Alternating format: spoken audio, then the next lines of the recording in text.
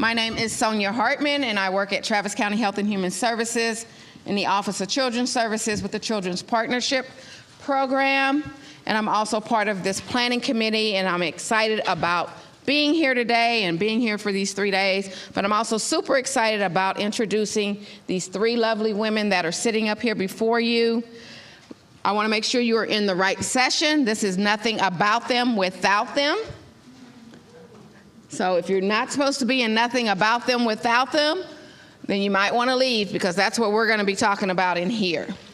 I want to remind you guys also that there are QR codes around the room. So after the presentation, please scan the QR code and do the survey and the evaluation. Remember to have your conference tracking sheet to make sure you're checking off all of the presentations that you attend so that you could get your credit at the end when you submit that information. Yes, ma'am. It's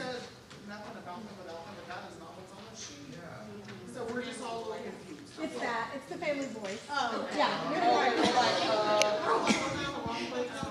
No, ma'am, you are in the right place. It is about family voice. And nothing about them without them is a term that was used with the birth of System of Care in Texas, with the very first grant that was received in Texas from SAMHSA, and it's all about not having anything to do without parents being present and their voice being heard. Parents, caregivers, legally authorized representatives, whatever title falls for that particular person that's caring for that child, that adult, whomever it might be. So that's what nothing about them without them means.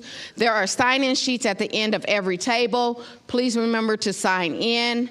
Let me know if you don't have a sign-in sheet, or it just might need to be slid down to you. So we have 3 presenters today. We have Monica Reyes, we have Bertha Rodriguez, and we have Ola Collins-Job. All 3 of these wonderful ladies have personal journeys that they will share with you in regards to raising their own children, in regards to being the support and advocate for their sister, for their niece and their nephew, and they're going to share their journeys with you. They are all parent liaisons. 2 of them are certified family partners as well, and all 3 of them I have the pleasure of supervising underneath the Children's Partnership. And in doing so, I've been inducted to start out the first 3 slides. So, this presentation will be about understanding how family voice is not just words, but actions. Understanding how empowerment can't be done without power. And understanding how a family's journey is their expert credentials.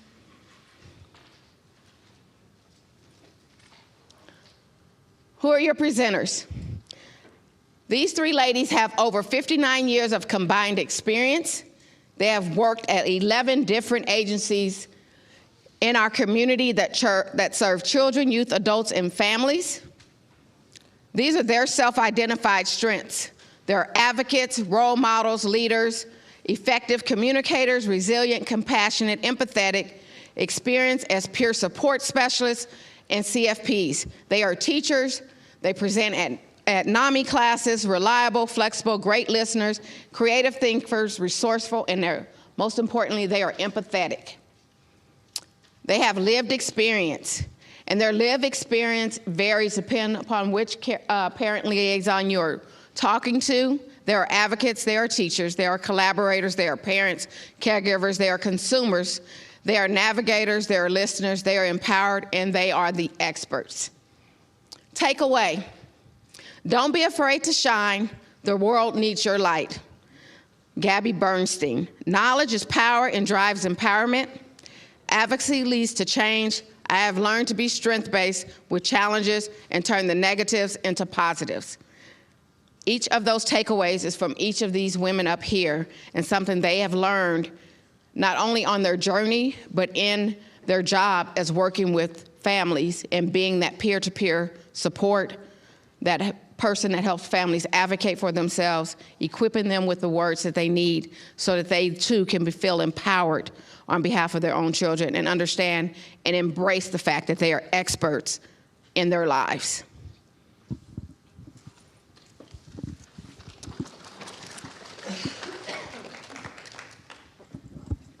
Thank you, Sonia. And Sonia's a great support for us at Travis County. She's our manager, systems of care manager of the Children's Partnership, and our great supervisors out there somewhere, Lisa Ward, and they're very supportive. And I just want to say thank you to Angie Jackson. She is one of our first trainers for Certified Family Partners. And a lot of us in here are certified family partners. My name is Monica Reyes. I am a certified family partner for 12 years. I'm a master level certified family partners. And for those that don't know, our certified family partners are in the local mental health authorities, and Travis County Office of Children's Services has the three of us, so we don't work at an integral care or mental health authority, but we do the same work. So I'm really blessed to be here, and thank y'all for being with us.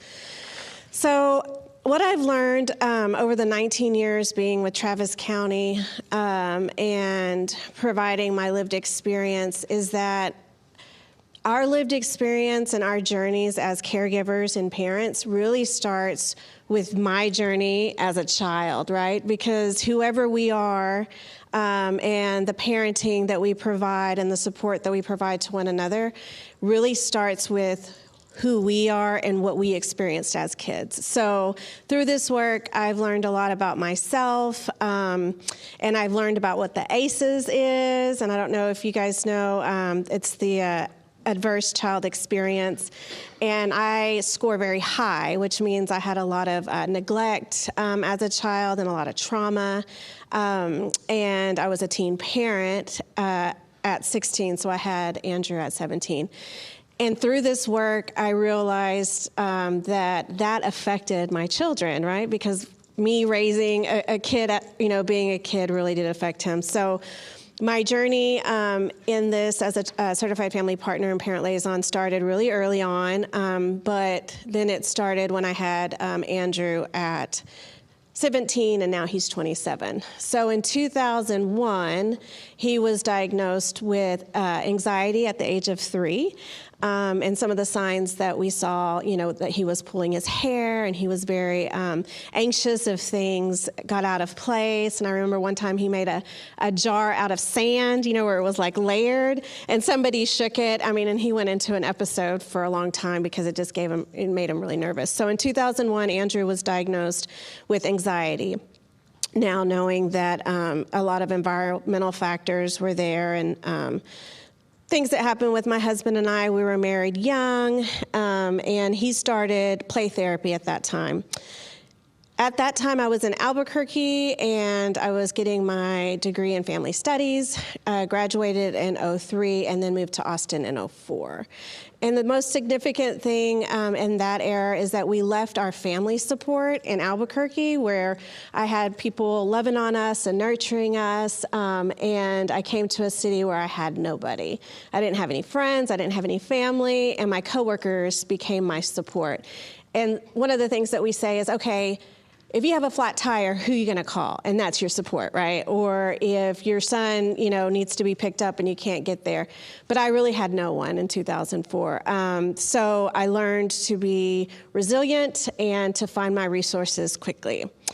In 2004, we didn't have the family support. There was a lot of stress being a single parent. We were married and together, but he was incarcerated for 4 years. And that incarceration added to the family trauma and the trauma of my boys. And in 2008, my husband, now ex-husband, came back out.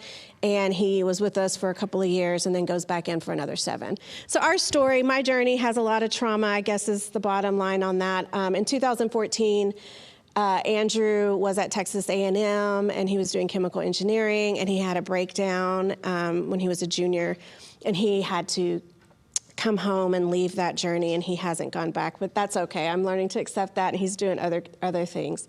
And at that time, my youngest, Aaron, was diagnosed with depression as well. And he was in a residential facility twice for trying to commit suicide. So all of this to say it's really hard, but I use my experiences to help other families. And I really connect with them, at a lot of different levels. And again, in 2020, I call it the black hole because everything just kind of happened at the same time. But I did find those supports in my life and my family. We all came together. Again, a lot of coworkers were very supportive. You got the clicker? Okay. Let me click mine. So families are the experts, and as I've seen over the 19 years, families look really different, and they're changing a lot. When I started in 2004, it was predominantly parents, birth parents, single birth parents, and what I've seen lately, I would say within the last 4 years or so, is that there's so many more adopted parents. We're serving more parents that are different social economic status. I mean, we used to, at the beginning, what I noticed is it was a lot of families that were struggling with finances and basic needs. And as we started continuing the work, what I've seen serving my families is that we have more families with higher income who are adopting these kiddos, not knowing the trauma that they've experienced, and they need help too. So it's not about how much education you have or how much money you have. These families really need support. They're blended families, single families, divorced parents. That's the challenge. I've worked with parents that I'm trying to work on helping them co-parent a little bit better, meeting with one parent at this house and this one at that house and trying to get them together. And it's been successful, but there are challenges.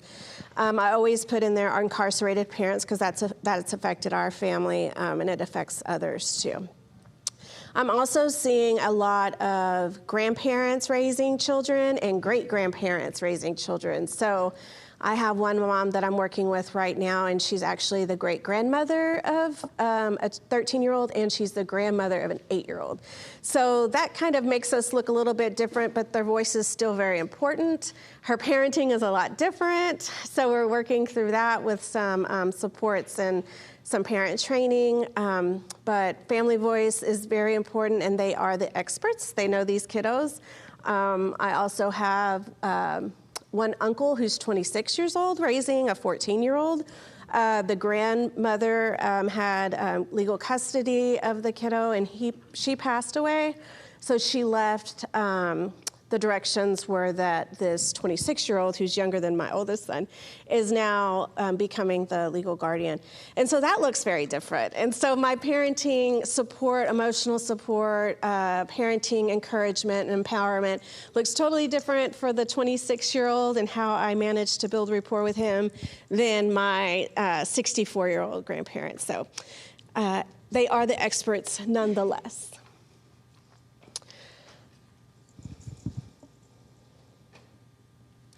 Family voice and choice.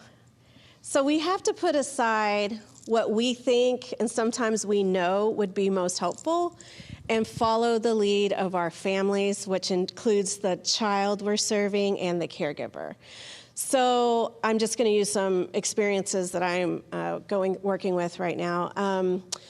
We have one family where the kiddo is very aggressive, very, very aggressive.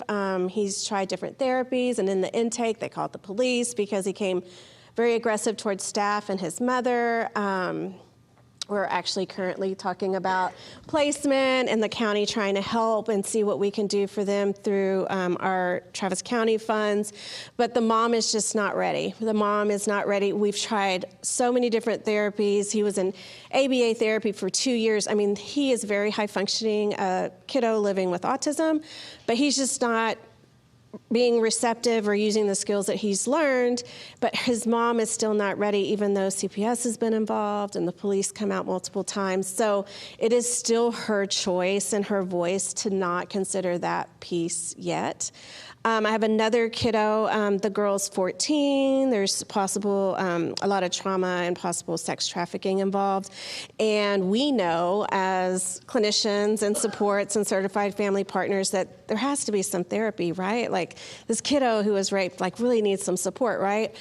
And the mom does not want her to take medications, does not want her to have therapy or counseling.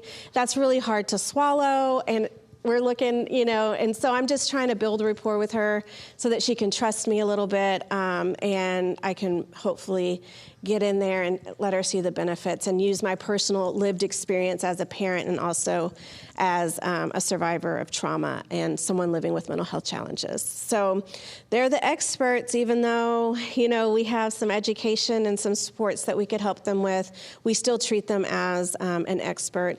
And throughout our journey with them, hand-holding, we always want to build in some opportunities to model empowerment. So we want these families and these caregivers, when we leave and we graduate, and I know certified family partners, it's do with, do for, and cheer on. Is that how it goes, Angie? Okay, cool, I got it. So when we leave, when we graduate them, we want them to be able to be the voice at that special education ARD meeting, and we want them to be able to go to that appointment with a therapist or a psychiatrist and really share with them, that's really not what I'm seeing. This is what I'm seeing, or this is what I'm charting at home, and just empowering them to find that voice and to trust that voice that they have, and empowering them with their own family members. Right now, I have a family that she's taking on the responsibilities for everybody, parents, sister, nieces, and I'm trying to help her by creating those boundaries with her family so she can do some self-care and empowering her to do that. And then advocacy at every table. And I know even at our CRCGs here in Travis County at CPC, but we always want our certified family partners and parent advocates at every table, including the CRCGs that we all attend.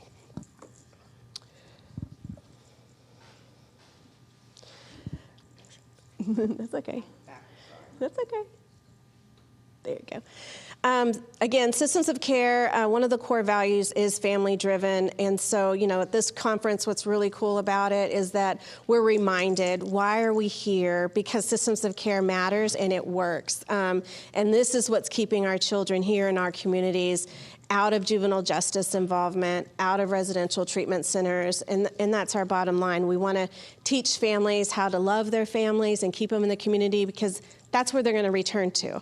And we're trying to prevent that school-to-prison pipeline and all of those, even what our speaker talked about yesterday and her experiences and how she was, she's recovering from the journey of 25 years being incarcerated. So systems of care is very important, and it being family-driven is very important. When you have somebody buy into our process, that's going to make it sustainable. And so we want to always involve them. We want to make sure that the providers we're using meet their needs and then are also available when they're available. They're the experts. I've already, kind of talked about that. And again, family voice is always at our CRCGs.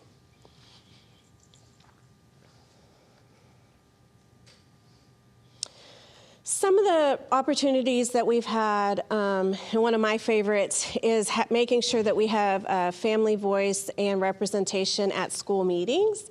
So our kiddos are at school most of the time. That's where they spend a lot of our time, and that's what was mentioned in the breakout session yesterday. Our keynote speaker talked about how school is a place that they identify a lot of these problems and challenges. So one of my favorite things is to help families understand the school system, the special education system, and make sure that that family's voice is heard at the school. We do have sometimes, and I have two recent families that have decided that the public school setting is not the best place for their child. They've worked through the special ed system. They've tried to collaborate, and at this time, just due to a lot of different factors, homeschooling is the best option. And so that's really hard. I always talk to them about that. I'm like, oh, that's such a hard thing to do all day, every day. You don't have a break, and then you have other kids to take care of. But we always want to make sure that their voice is even heard at all levels of the school. Mental health care, we want to make sure. And actually, this is how I got my mental health care, is I went to a psychiatrist appointment with a mother in 2004, and just helping her through there, helping her speak to the psychiatrist. She felt like she wasn't being heard, modeling for her, and just that journey with her. And that was one of my first families. I'm thinking about it now. Really brought me to thinking about my mental health, and it was really cool how we helped each other. We want to make sure that we have family voice in the juvenile justice system. A lot of involvement there, and I won't go much into that because we've talked about that here. But we want to make sure that the family voice is being heard during court and with probation officers. CPS is important. I got my nephew back from CPS. I had to collaborate with CPS, and I was the family voice with the CPS system to get my 16-year-old nephew back, so that's really important. And then family voice and all the community resources that we link them to. And I will hand off to Bertha. Thank you, Monica. Hi, my name is Bertha Rodriguez. I'm a parent liaison. I've been with Travis County now 7 years. So I'm going to give a little bit of my background, mainly personally of my journey. My journey does tie into the work that I do, and I'll even give us an example of today what happened as well. So I always like to say I am the family that I serve, because I believe every family that I am honored to work with, there's one way I'm able to identify something that they've been through that I've been through as well. Like Monica, I had my son when I was 15 years old. I was married for 24 years. That marriage came to an end in 2016. Right before we got our divorce, I got a call from CPS. I was working at Aid Services of Austin at the time, so I was bilingual case manager there. I had never worked with children. My son was 19 at the time. He had just started ACC. The call was that they had 6 kids that were related to my husband, that we were on the rocks, and they said, we need help. So I and my husband at the time, we took in 2 girls that were 4 and 5 years old. They were his blood nieces, but they were strangers to me, and I was strangers to them. Fast forward a year and a half, CPS then asked us to adopt. I can say that I wasn't interested in adopting because I saw our history and I didn't think it would be a very good home for them or fit. Needless to say, I'm very spiritually connected. I trusted God and I adopted them. About a year and a half later, we divorced, so I have a 4 or 5-year-old, and I'm starting over. My son's 19. The girls had a lot of trauma in their past, and unfortunately, while I had them, their trauma played out in front of me. It wasn't very easy. I didn't know what to do. I had 2 girls. I raised a boy that was pretty well. He had trauma in his background, but that came later in life. Anyhow, I'll fast forward. So the girls now are 15 and 17. In Thanksgiving and Christmas of this past year, my youngest daughter, she had to be admitted into Austin Oaks. And that was a hard pill for me to swallow, because I'm thinking, here I am doing this kind of work, and now I'm not sitting next to somebody advocating for them. I'm sitting by myself, and I'm advocating for myself and my family now. So that was really hard, but again, I knew that I was surrounded by a lot of support. And a lot of families are not, they're not surrounded by a lot of support. There's like Monica, she came in from another town and didn't have anybody, but I was blessed to have that support. But so when I think I'm rising, I start falling again, right? Just like all the families that we meet, you know, you set them on this guide of like, okay, you're gonna have this happen and this happen. But I always tell my families, just because you're not gonna see the light at the end of the road, most of the times you're gonna have tunnel vision, just like I do. But I like to tell them that, you know, I'm sitting here in front of you just like you. I don't have all these credentials behind my name. I have MOM, mom, GMA, grandma.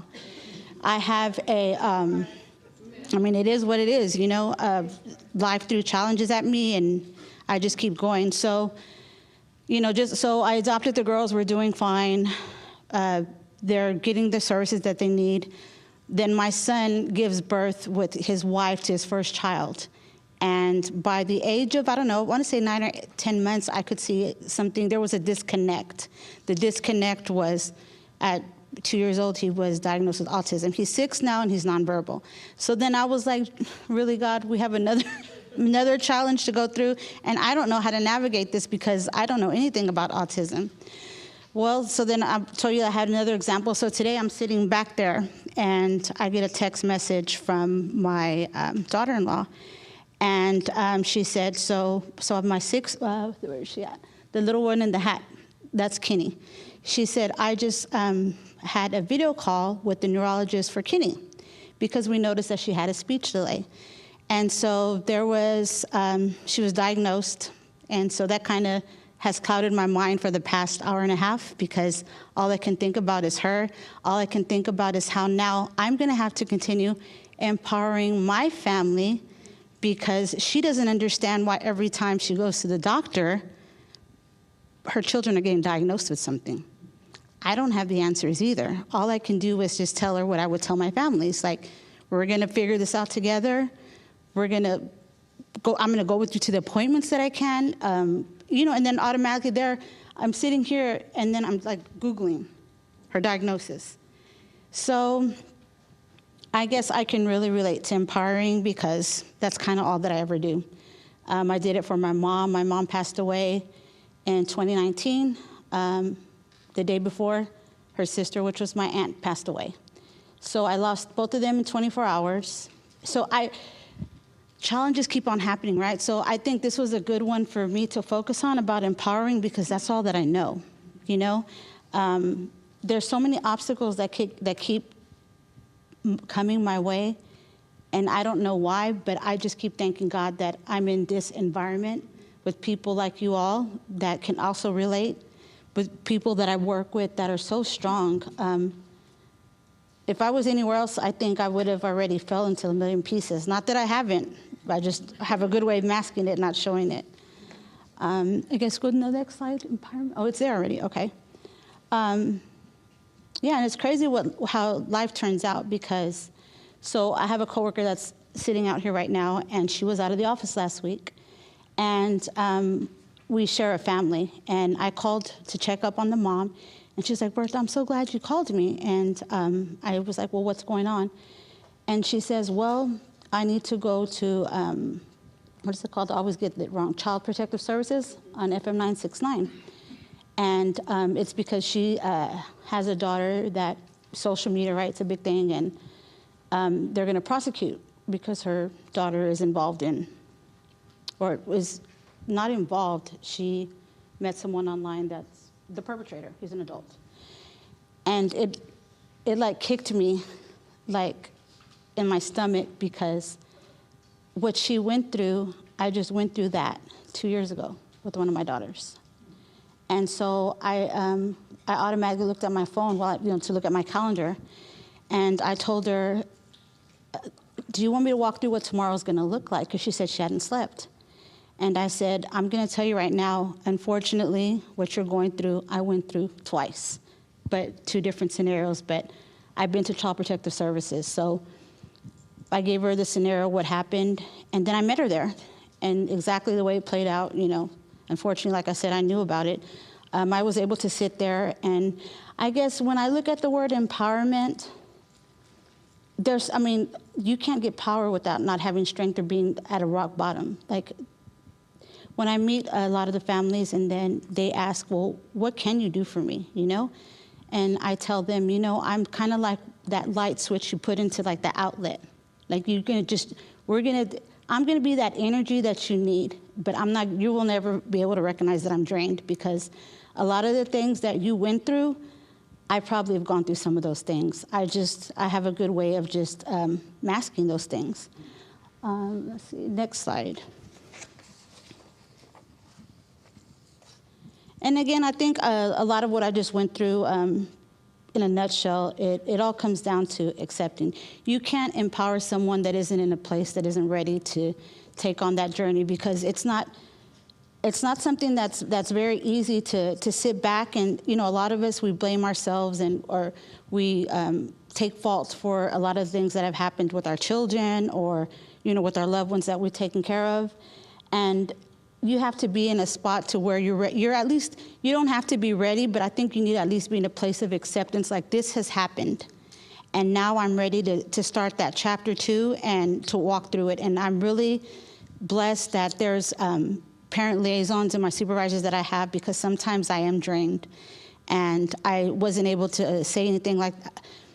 This year, both of my bosses were like, okay, you don't have nothing more to give right now. And that was really hard for me to hear because it made me feel so weak. But I'm not weak, I'm very strong. I've been through a lot of stuff, but you do need to recognize when there's a time where you're like, okay, time out. Yeah, I need to take a time out. And one of my bosses was like, how are you gonna give when you have nothing to give anymore?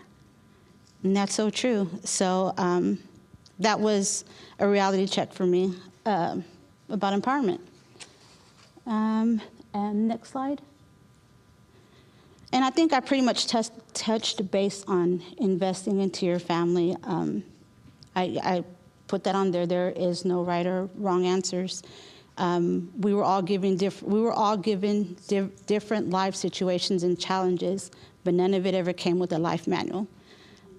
So I believe the mistakes or the hardships that we create in our minds or the movies we make in our head, all of that is irrelevant. I mean, no one has the right answer.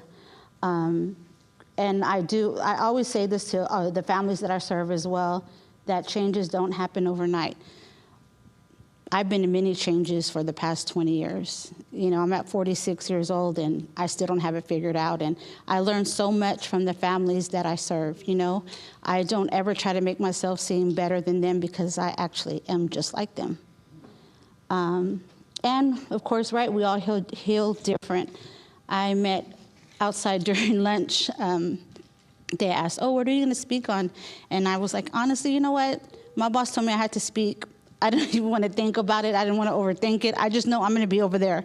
And then I just told them, briefly about what I was going through. And it was nice to just speak to, sometimes the easiest people to speak to are strangers, right? Because they don't know nothing about you. And they pretty much gave me confirmation of some of the things that I need to work on as I was speaking to them. So that's it. That's me. And so this is my family. So my daughters, that's Lisette, she's 17, and Lily is 15. My granddaughter, her name's Kendricks, that's the one that got the new diagnosis today. She's 4. That's my other granddaughter, Cameron. She's 12. That's my son. That's my wonderful daughter-in-law. Me and her like best friends. And that's my grandson. He's 6 now. He's nonverbal, living with autism. And then that's all of them. And next is Ola. Thank you. Good afternoon. Good afternoon. Okay, y'all are a little too quiet. We can pretend like we're at church. And I know somebody's going to say amen. Somebody will mistakenly forget amen. Okay, my name is Ola Job, and I work with Bertha and Monica, and I'm a parent liaison. And for some reason, I get the grandmothers. Don't ask why.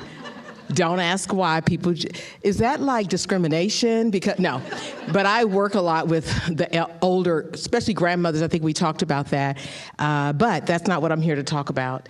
I'm here to talk about my sister. Of course, a family's journey is their expert credential, and I found that out in 2007. In 2007, my mother died, and she left me my sister. That's what, some people get money, and some people get these wonderful, I got my sister with a mental health issue, okay? And it was undiagnosed, and it was a secret. Shh, don't talk about it. We always knew something was wrong, but don't talk about it. Black family, the black family thing. And so just growing up, I'm a child of the 70s, and we didn't talk about mental health. Mental health was not talked about. What was talked about is, something wrong with her. We would whisper it, right? In the yellow. She said, yeah. So with my sister came, my mom passed away, and I inherited Linda, my dear sister. My sister functioned. We see people every day that function. She could get a job and get fired. She'd get another job and get fired. Matter of fact, she got fired so much that her last 4 jobs, I got them for her. All you had to do was go online and pretend I was her, right? I got her the interview. I talked to her about the interview. She walked in, she'd get the job. I could breathe, and then she'd get fired. And so it became very disturbing. It got to a point, then she had a minor stroke, which really ended up being a blessing. I never thought I could say a stroke could be a blessing because she couldn't work. So then I had to really deal with her mental health. And my sisters, she's the oldest, I'm the youngest, and I'm the bossiest. And because I'm bossy, I could bully her. You can't bully people, so don't go and bully your family members or any of your clients. I bullied my sister into getting help. You are going to this appointment, and there's nothing you can do about it. And I drive her there. She couldn't drive. You're going to go in there, and you're going to talk to these people. And the first time we did a psych eval, she got in the car so proud. She said, yeah, they tried to trick me and ask me those questions. I knew the answer. And guess what? That psych eval, we didn't get any disability. I had to go find her another job because I needed money because she lived independently. So nothing prepared me for this journey. Except for the fact that I knew I had to get some help because my mom had died and we could no longer afford to take care of her because my mother could do some things quietly. So families, a family journey, you are the expert credential. We want to dismiss families and we want to diagnose them. I went to get my sister so much help and they would silence me. Well, let us talk to her. Well, she's going to lie to you. She's going to tell you she's okay. Talk to me, please. So what I started doing is I had to outsmart my sister. So I would have notes, and before I got in, I would give it to the nurse, tell the doctor to read this before I come in. Because then I was helping him, because I'm a helper, right? I'm going to help everybody diagnose my sister. So I did finally get her some help. I did finally get my sister some help after her last firing. I have 2 sisters in between us, and they were paying her bills. I advocate you pay the bills. How about that? And I would text them and tell them this is how much I need this month. But we needed to get her some help. So my story is just advocating it's okay to ask for help. It is hard to ask for help, but I had to learn I needed to ask for help. And then the next slide is challenges and barriers. There were so many challenges, it was ridiculous how many barriers that were placed in my way. So much red tape, so much conflict, so much obstacles, gatekeepers. Some of the people thought they owned the money. I'm like, no, I need money for her rent. Well, she wasn't talking, so I'm begging. And we have to be careful not to make it so difficult for families to get help. It is not your money. It is not your money. Yeah. It's not your money, and it's not fair that someone have to be evicted before they, that's not even on the paper. Let me stop. Say it. Okay. And I had to sit in waiting rooms. I sat in more waiting rooms with homeless people, low-income people, people who were struggling. I'm scared. She's not. She was clueless. I went to an office where they told her to sign in, and they had a computer there. She's got an IDD. What she got? IDD. That. She got that. Intellectual disability. But they wanted her, who struggled with life, to sign in on a computer. I sat in the waiting room and I waited. And I said, ma'am, she's unable to do that. Because that's what we do. We put barriers in their ways. She was facing depression, embarrassment, sadness, and termination. And then she had to deal with me every time she got fired. That wasn't good. Because I'm like, okay, we're on 15 job now. Stop it. Go in there, do what the people say. But she couldn't do that. So unemployment benefits. Oh, my God. I won't even talk about that. That's a private conversation. We also finally got a psych eval, and we got denied for the disability, but then I had to work harder, and sometimes it just helps to know people. Thank God that I know people. And stop burning bridges, because you're going to see these people again. So when I walked in some of these places, I'm like, thank you, God, I didn't burn the bridge. And they could help me. People are willing to help you if you didn't piss them off already. Okay, so this annual report right here is Integral Care. It's an annual report. I have to share this story. So, Integral Care saved my sister's life. Give it up for Integral Care. I was connected with Integral Care, and they worked a miracle in our life. We got so many wonderful services. I was like, God, I will keep paying my tithes. I know people don't believe in it, but I'm going to pay my tithes because God started opening some doors for us. And one day, someone texted my husband and said, next slide. Or did we skip it already? I don't know where I'm at. Hold on. I need that slide. Did we do that one yet? Oh, okay. We did that one already. Well, this picture here is my sister. We'll go. Oh, I'm sorry. It's over there. And it was in this annual report. And I was very like, wow, I did that thing. But it was all the work that I had done. And when they asked me, I don't remember saying this, but my other sister said you did. I said I went through hell and back to get my sister some help. I had been praying. It was a sad situation. Finally, my prayers were answered. Finally, our miracle came through, Integral Care. Now my sister's living a more productive life. And again, my sister had an undiagnosed mental health issue that went on for years. She's about 68 years old right now, and she's doing okay. I still boss her around. And things seem to be going well. My sister had 2 children that she could not raise. My parents, grandparents, my parents raised those children when there were no resources in Austin, Texas. Thank God for my family that was able to raise these 2 children who struggle with their own mental health. I didn't put their picture up there because they're out there free somewhere, and then they'll be mad that I was talking about them, so I won't say their names. But my parents were able to raise these children. Who knows best? We are the experts.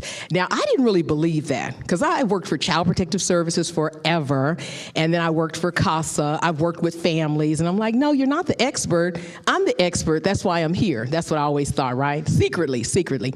But families are the expert because they know the children, they know the adults, they know the families. They may not have made the best decision, but they know the families. I found that out with my sister when my sister's very sweet, kind, meek. That's her presentation. That's not who she is. That is not who she is. I know her. I've been knowing her all of my life. So I had to share that with the psychiatrist. I had to share that during the psych eval. I have to share that with the doctors. No one wanted to hear me. They wanted me to be quiet. But I had to speak out because she's going to tell you everything's okay, and we're never going to get the help that we need. Who knows best? The experts, the parents, the caregivers, the grandparents, the siblings, the guardians. When we went for her psych eval, my parents were deceased. Well, my mom was, and my dad was confused, so he couldn't help us. And then her dad was really confused, so I didn't have anybody that could tell her story. Went to the schools, and because of her age, the school district didn't have any records at all. So at that time, I can't remember exactly what it was called, but it was something like a historical statement. So I went to my other sisters. I went to people who knew her, had them to write a statement to talk about who she was. That helped us get disability as well.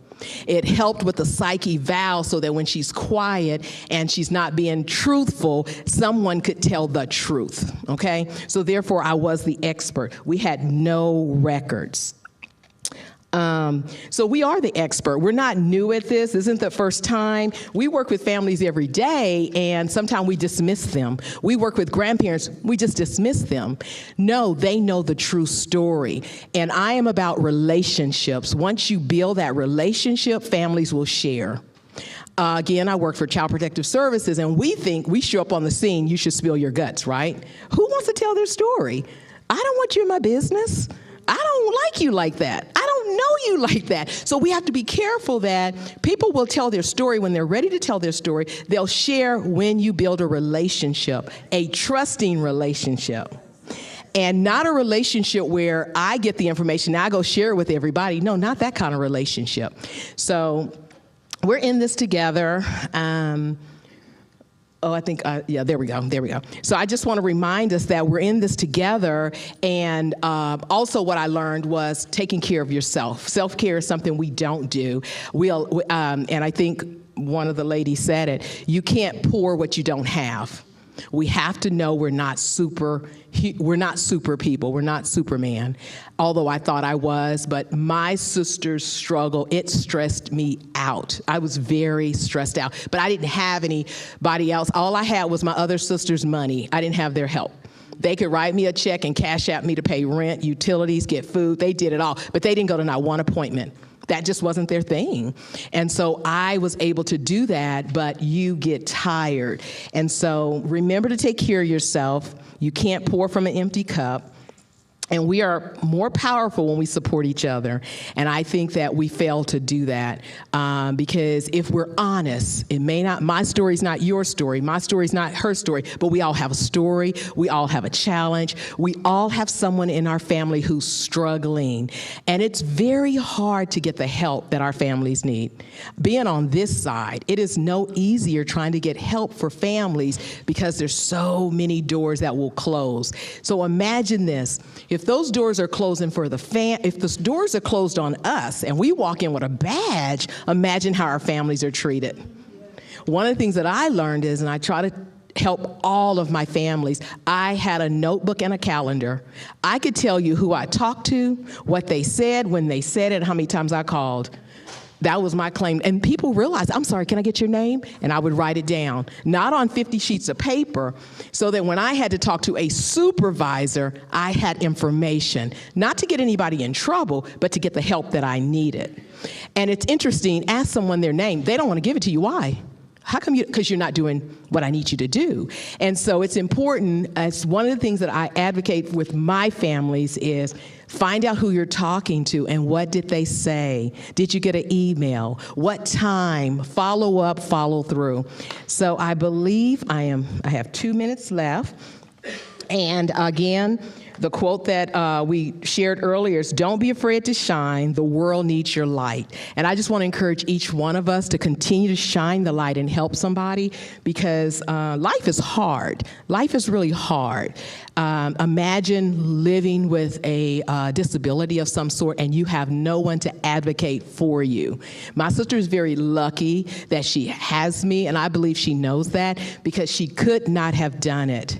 My sister finally started working again, and I used to work for the food stamp office 100 years ago, and they declined her, and I'm like, did you not understand the income she's making?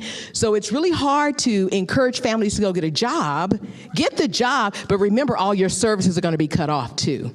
So it's really a challenge, it's really hard, but we just continue to advocate until we get what we need, and hopefully the change will come. Thank you for your time.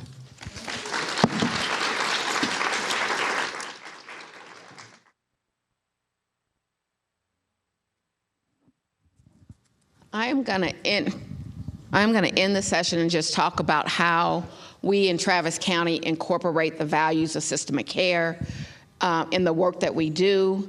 Monica mentioned earlier, one of the values of system of care is being family-driven, family voice, youth voice, voice and choice. And so we're going to talk about that. It's talking about the system of care values in action. And we're going to talk about the CRCG as well as the Children's Partnership. So Travis County CRCG, we call it Community Partners for Children. At every Community Partners for Children's meeting, we have a family voice at that table. Whether that family voice is one of our parent liaisons, as they rotate through those staffing processes, they introduce themselves to the families. Pre-COVID, they would meet the families, talk to them, sit up at the front of the room with them as they're presenting and asking for whatever assistance or help they need through that CRCG meeting. Our Community Partners for Children is also our single point of entry for our system of care community called the Children's Partnership, where we provide wraparound care coordinators that provide the wraparound process to families. And part of that wraparound process is also working with a parent liaison and doing that intensive in-home supports and services. And we only serve those families that if you were looking at a triangle, they're at the very top tier. So they've been in and out of hospitals. Their child has had all kinds of challenges or issues, whether it's mental health, intellectual or developmental disabilities, substance misuse, just a lot of different behavioral or emotional dysregulations, or a combination thereof, or all of them all together. And we work with the entire family. So our parent liaisons, if they're assigned to work with the family, they're just not working with that one identified child. They're working with that parent. They're working with those siblings. They're helping them to connect, to advocate, to educate, to link. One of the other values in System of Care values, if you guys do not know, originally when System of Care grants came out, in Texas or Travis County got that first grant in 1998, the values were community-based, family's voice and choice, and culturally competent. We've added in culturally and linguistically competent. And so in doing that, you have to be able to link families to resources in their community. I believe the ladies all talked about how they're working with families to connect them to services and supports in their community. I'm not against the fact that children may have to go to placement to stabilize, but when they come home, they're coming home to their community. So what are we doing for those children in their community? How are we helping parents to sustain and keep their kids at home? You will hear me say it is cheaper to keep a child at home and wrap them in services and supports than it is to place them.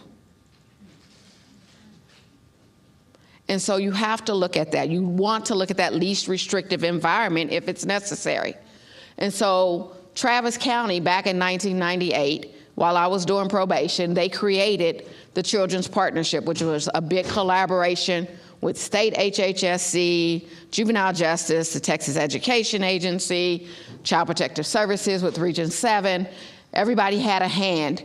Luann Southern, who opened yesterday, she was one of the original people that helped write the grant to get our first System of Care grant in the state of Texas. That grant ended in 2005. Health and Human Services on the Travis County level sustained that program.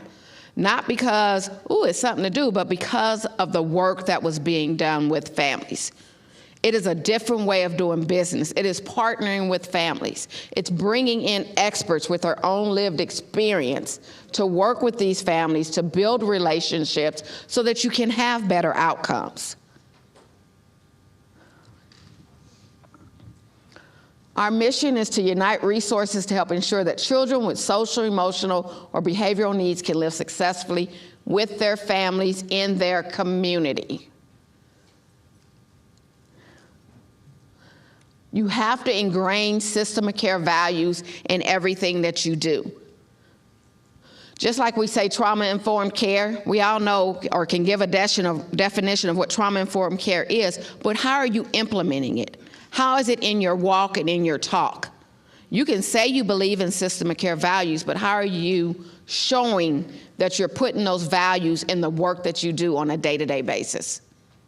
Because it's not just knowing the values, it's actually believing in the values and instilling them in everything that you do and educating others about those values and educating others that it's okay for children to be at home.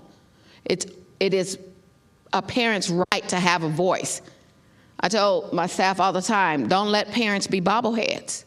You know, y'all seen them parents, they do like this and they agree to everything that's going on and what's said. Just because a person, like Bertha said earlier, she might not have all those initials behind her name except for MOM, it's the same thing. When I'm sitting at that table in my son's art meeting, I'm the expert. Because at the end of the day, he comes home to me. He don't stay at this school all day long. Y'all ain't got to deal with him. You know, so you have to be able to give that back to parents and say it's okay for you to speak up. It's okay for you not to agree. We are here to support you. We are here to help you, to role play with you, to do whatever it is that we need in order for you to get your needs met and your family's needs met.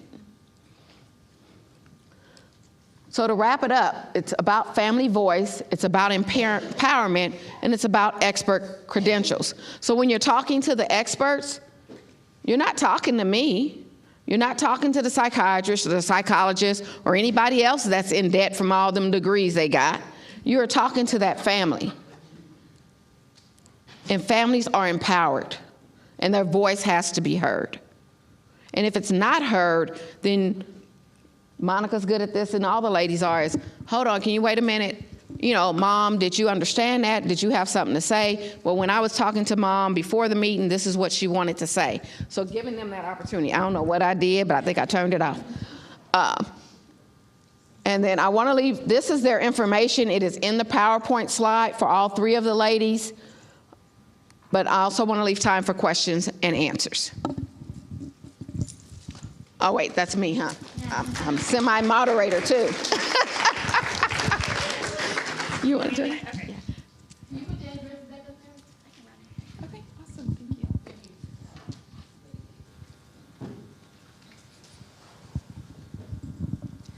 I don't really have a question. I just want to say thank you to all of you all for, being real. And this is very important when we I'm a grandparent raising 6 grandkids. It's important that they connect with me. They connect with the children, because my one granddaughter was going to therapy, and she was like, this woman don't even have kids. She asked the lady, and she said, I don't want her for my therapist. So I just thank you that you all use your experience in your life to help people, because it's very important. And I guess I should ask a question that, can I get help from you all from my grandchildren? Right next to you outside. So let's talk. Okay. Where are you from? What do you mean? Are what? y'all in Austin? Oh, yeah, I live here in Austin. Oh, cool. Yes.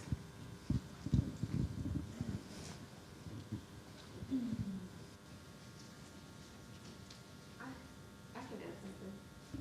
Are there any questions on the Zoom at all? Oh, we forgot to ask about the Zoom moderator. Not yet. I can add something. I don't know how much time we have left. 5 minutes? Okay. Oh, okay, cool, thanks. I think the other piece of my journey is within the last year, I became a peer support specialist. So what I have seen also is that caring for that caregiver and making sure that they have a self-care plan. And then that also helps identify if they have some mental health supports that are needed, or do they need therapy, or do they need some parent support that will help them link to other mental health supports temporarily, or like myself, for years. Without the parents' mental health and social health and physical health being on point, they can't take care of who they're taking care of too. So I think that's something that's become very in the spotlight these days, is peer support specialists for adults also. So just to keep that in mind. Ooh.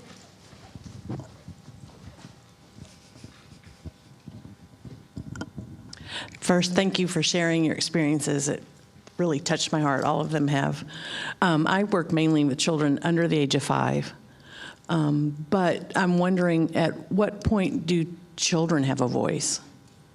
Monica, you mentioned the 14-year-old who was possibly sex trafficked, and the mom was like, no, no, no. But what if the 14-year-old was like, yes, I need help? It's so difficult that the parent, has to sign off on things. But what we're trying to do in a roundabout way is connect that person to that child to safe place, and trying to encourage her. We're trying to get her a mentor so that in time, if that 14-year-old can get her supports, maybe not therapy today or next month, but if we can get maybe a mentor or an integral care yes waiver, they're called community living supports, CLS, get other people involved to wrap her, connect her to communities and schools in school, so that maybe through more support that it'll come out. And if maybe a few of us are saying it, that mom will be.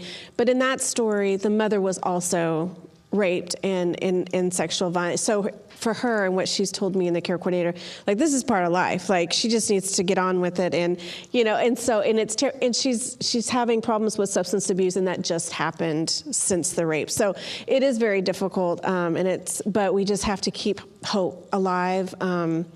But as far as, you want to add anything to parents having a voice? Or? mean, the kids having a voice. So my daughters, they both have a lot of trauma in their background. And recently, like I said, a lot of it started playing out.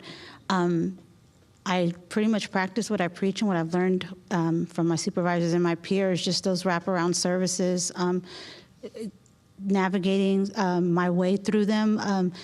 Some days obviously are harder than others, but kind of what Monica said, just being that advocate for my child. Like I said earlier when I was speaking, it's different when I'm sitting next to her and not sitting on the other side of the table with the families that I'm representing and serving.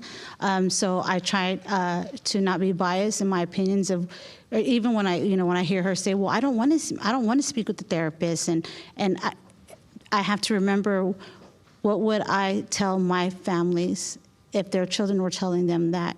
So, yeah. Do you have anything to say? I just want to say that my experience right now has been mentors, big sisters, and big brothers are so helpful because oftentimes, not to offend anyone, I'm probably the oldest one in here, children need people they can relate to. And oftentimes, we pair them up with someone, so their voice is usually heard through their mentor, through someone they connect to. But look at who we connect them to. We connect them to who we can find. That's not always the best fit.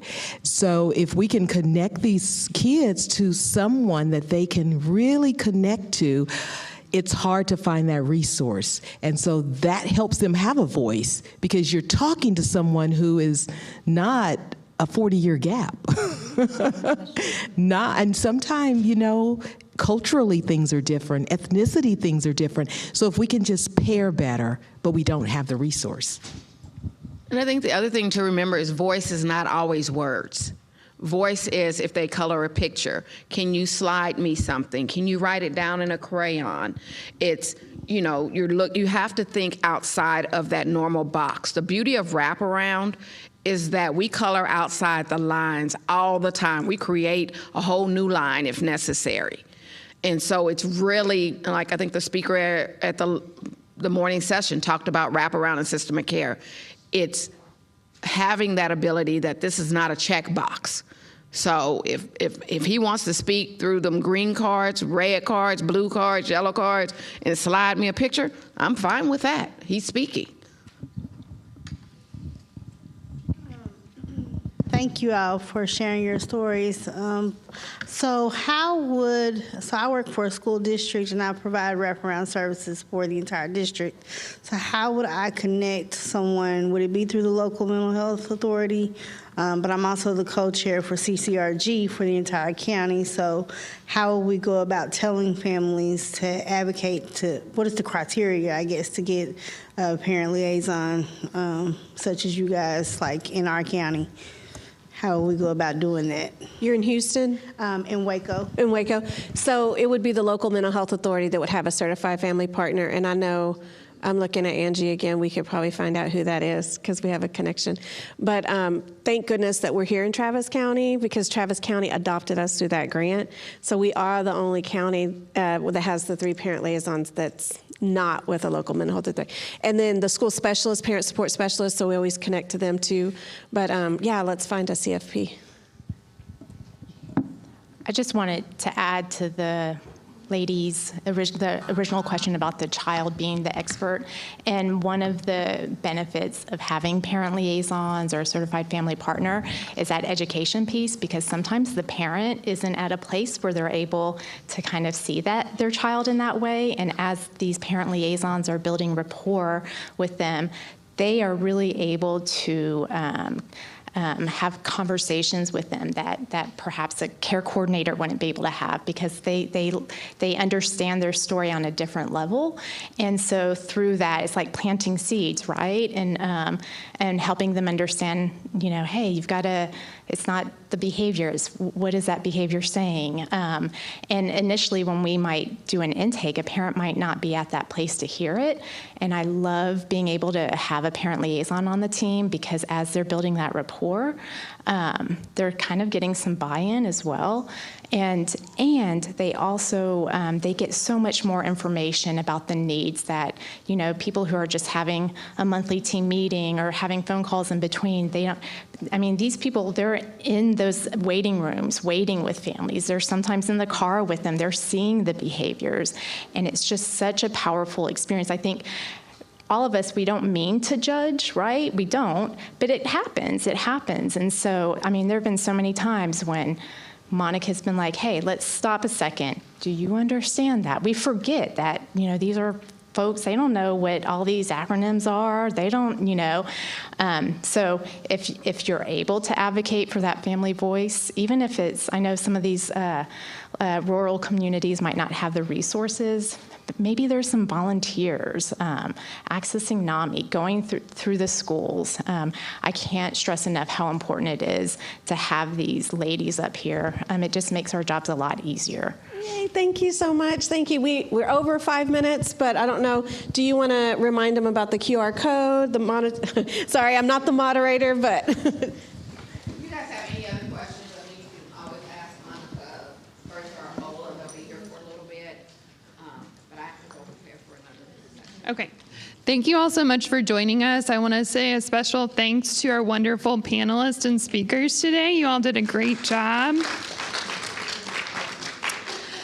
So just a few reminders before you leave. Scan the code and complete the evaluation, as this will help improve the conference. And of course, we value your input.